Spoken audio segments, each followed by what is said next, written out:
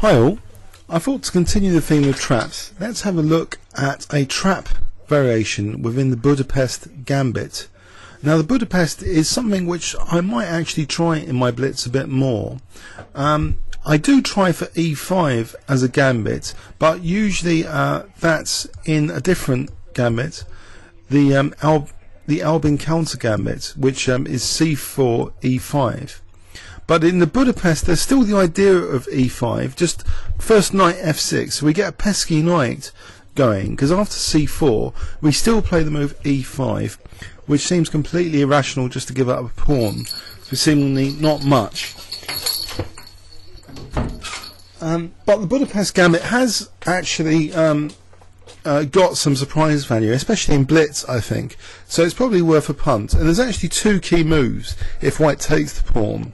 There's knight g4, which is immediately hitting that e5 pawn, or there's the more cheeky knight e4, which has some ideas, you know, about f2 and bishop b4 checks. And maybe, you know, this pawn can be pressured with the other knight later, you know, like knight c6. But also, you know, d6 might be supported by the knight e4 as well. So we're looking in particular at the knight e4 line, and in fact after knight f3, I don't think d6 is a particularly common move when I looked it up on chessgames.com, but for the purposes of this trap line, we're going to play it, and maybe I'll experiment with it in a blitz game.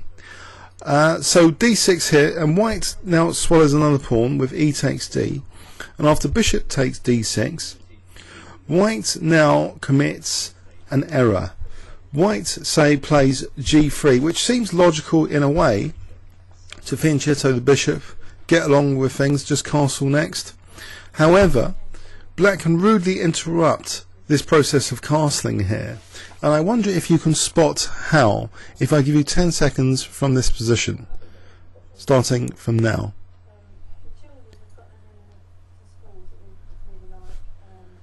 Okay, I'm hoping you spotted knight takes f2.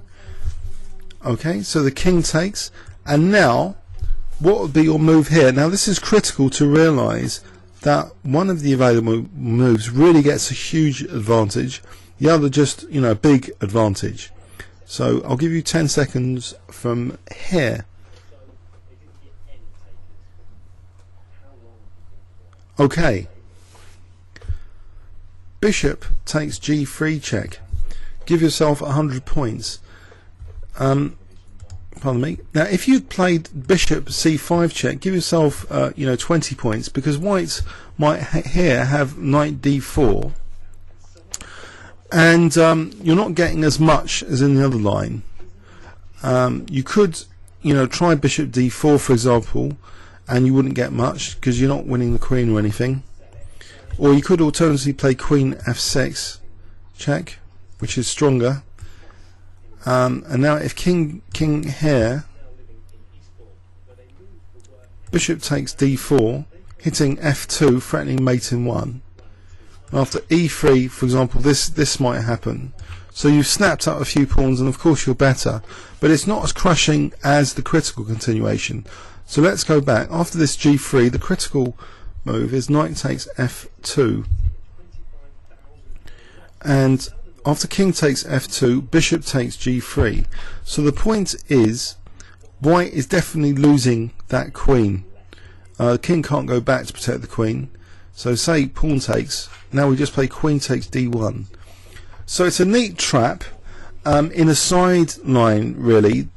So after e5, I think knight g4 is slightly more common than knight e4, but then we definitely have a sideline move here being played with d6.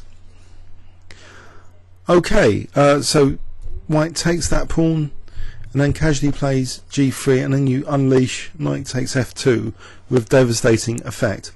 So it might be something I'll try in a blitz game coming up soon. Please leave any comments or questions on YouTube. Thanks very much.